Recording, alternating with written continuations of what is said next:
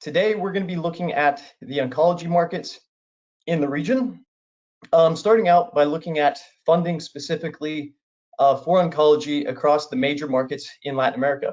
These insights come from a series of reports that we've been writing for the top 6 markets in the region, doing deep dives on policy, data, and regulatory changes.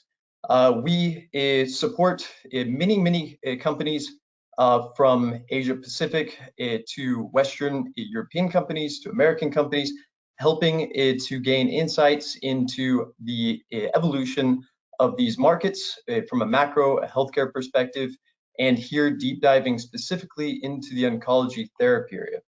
So with that said, once again, the agenda today, rather than take this from a country level approach, we are going to look at some key topics. So more specifically, funding across the region, what's happening specifically for oncology. Second, from a regulatory, but more specifically an access and reimbursement perspective. And finally, we will finish by looking at a couple of the key questions that we have right now. Specifically, you have 2 countries trying to implement new cancer laws. And those will be, of course, Peru and Chile. We want to take a peek at where we're headed at this point. So we look forward to the conversation. And of course, for our existing clients, anytime deep diving further on these topics, as there's just simply no way we will get into all of the details here on this call today. Now, with that said, I want to jump into the first question. I'm not much one for a lot of introductions and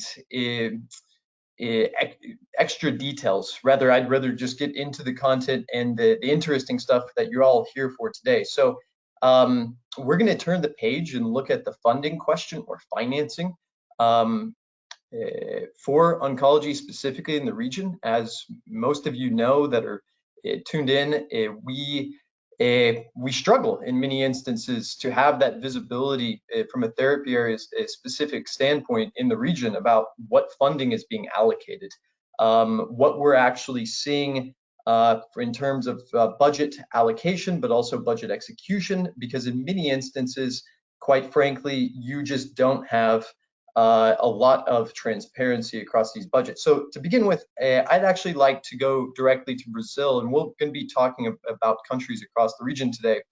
But Gabby, I was hoping you could talk us through a little bit about what you're seeing from the budgets in Brazil. There's been a lot of talk about the oncology spending specifically, whether there's still concern about oncology funding in the public system. And a little bit about what the expectation would be given the upcoming election that we have in October. Yeah, absolutely. Thank you, Alec.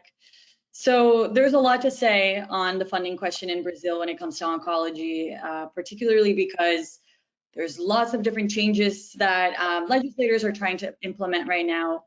But I'm going to start out, I guess, with what we're seeing in terms of positive outcomes. So firstly, since the budget proposal for 2022, which was finalized at the end of last year, we've already seen about a 20% upward adjustment into the specialized care budget. And that budget is utilized for specialist consultations, diagnostics, and high complexity procedures, including within oncology.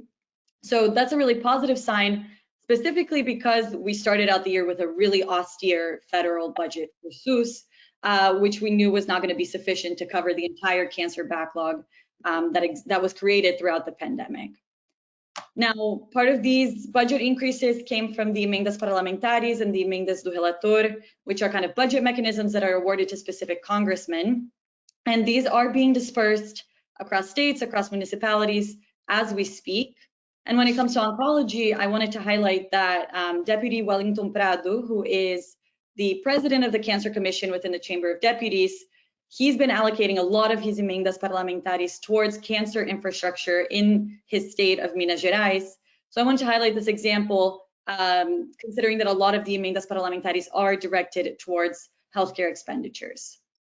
Now, despite some of these really positive developments, the Ministry of Health remains quite reluctant, for the lack of a better word, to finance innovative treatments. So there are several cancer treatments that were approved by CONITEC and incorporated into SUS, but that are not yet effectively supplied within the public system, mainly due to pricing challenges. So even though there is a law that requires the Ministry of Health to supply treatments within a certain deadline, these treatments are not effectively being supplied. The most recent example for that has been for 2 skin cancer treatments that were incorporated back in 2020 and then not supplied until, or has yet to be supplied. The Ministry of Health updated the Tabela SUS payment to 7,500 reais, which is still not enough for the public hospitals to acquire these medicines. And so that's created essentially, you have de jure incorporation, but the patients are not actually seeing effective access to treatment. And all of that is creating a lot of bottlenecks for patients within SUS. We see that many of them end up seeking care within the private system and paying incredibly high amounts out of pocket, or even seeking judicial actions through local courts. Yep. Mm-hmm. No, that makes perfect sense. And Gabby, let me just ask you a question to wrap this up, because I think that's where we currently stand today. And you mentioned these emendas parlamentarias, or the budgets that these deputies are getting through the rest of the year. But we have to execute those. I have two follow-up questions. We have to execute those by when? So as we get near the election, right? Those need to be out the door. And also, I think the reason we're looking at this slide specifically, which some of our viewers might be wondering, is that I would to contextualize it as saying this 7,500 Brazilian reais or reais that you mentioned for cancer treatment, that is really restricted by the budgets. You can't increase that pricing unless you have more budgets.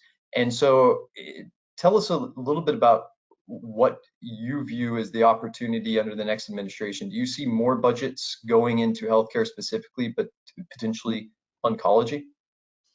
Sure. So to your first question about the emendas parlamentares, those had to be empenhado, or essentially allocated, by the end of June. So it's been finalized where they're going. Now they're starting to be dispersed.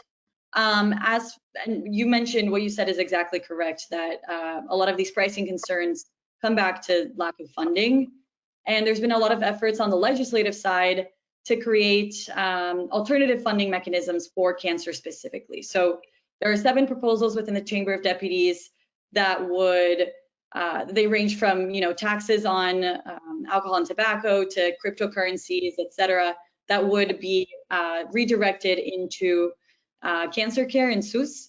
Those have yet to really advance, but there is one new proposal, or one proposal that recently advanced, that would essentially set minimum spending requirements within states and municipalities, which could have a really major impact for cancer care in the future. And then obviously this chart in here, essentially, as we know, Brazil is headed into an election in about 3 months. Our base case currently foresees a Lula victory as of right now. So that obviously begs the question, what can we expect from a Lula presidency when it comes to oncology? We do know, obviously, that a lot of Lula's and PT's healthcare policies were mainly focused on primary care. But I do want to highlight here that we ran an analysis and we saw that in the 2 terms that Lula served as president, we saw a 350% increase in the specialized pharmaceutical component. From beginning to the end, right? Exactly, from beginning to the end. Yeah. So while it's true that Lula is inheriting a completely different economic and political landscape, I think this serves as somewhat positive indication that this component could be prioritized in an upcoming election. Yep, no, excellent. Thank you very much. Well, I'm sure there's so much more to talk about in the case of Brazil, but we'll stop there for a second.